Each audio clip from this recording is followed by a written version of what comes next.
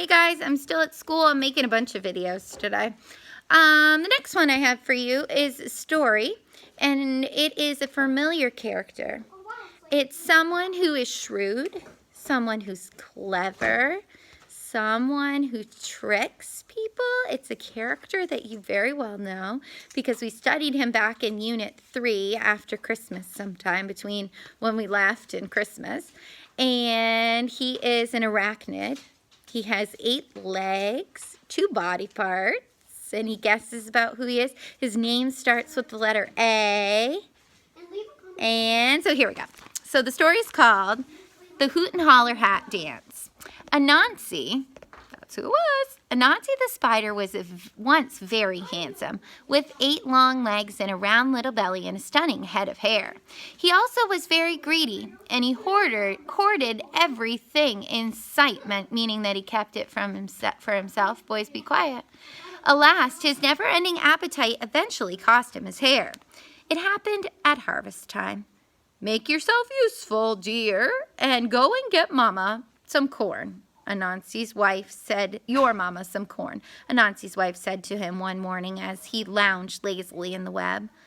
Anansi groaned, for the mere mention of work made his tummy growl. Nevertheless, he grabbed his hat and he started slowly on his way.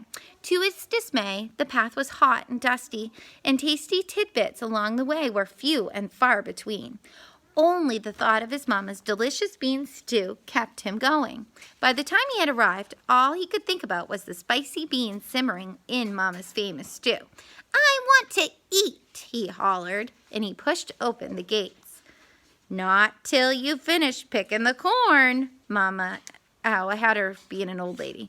"Not till you finish picking the corn," Mama exclaimed. Then, handing him a basket to fill, she scurried back to the kitchen. Soon, the field was filled with an aroma. So it's like a smell. It's like coming on the field.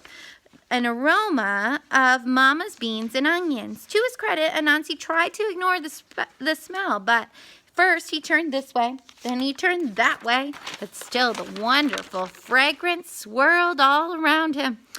"I must eat," he panted, putting down his basket.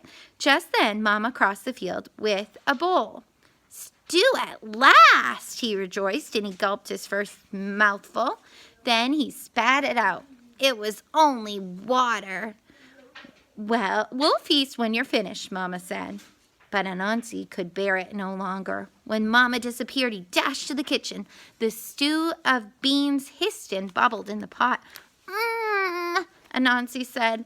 In seconds, he was greedily guzzling spoonful after spoonful.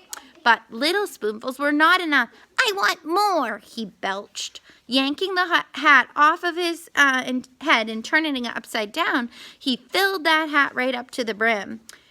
"Greetings, Anansi." Oh, wait, hang on. Just then, he spotted Okra, the cat. "Uh-oh," Anansi yelped, quickly plopping the hat filled with beans right on his head. Then he smiled his handsomest smile. "Greetings, Anansi," Okra purred politely.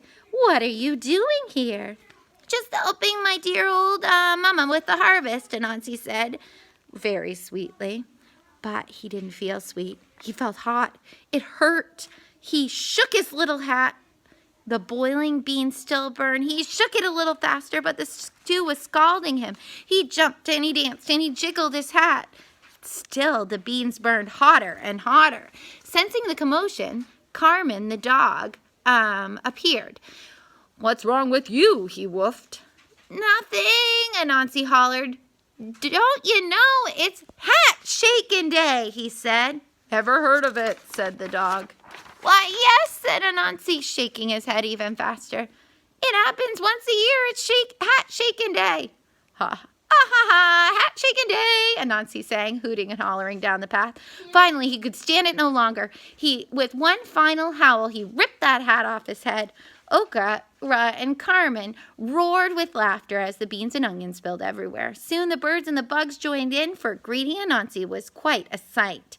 The beans had completely burned off his hair, leaving him as bald as a corn kernel. Alas, his hair never grew back, and to this day Anansi shuffles in shame throughout the grass, where no one can see his big, bald head. Poor Anansi. And so that's my story for today. See ya!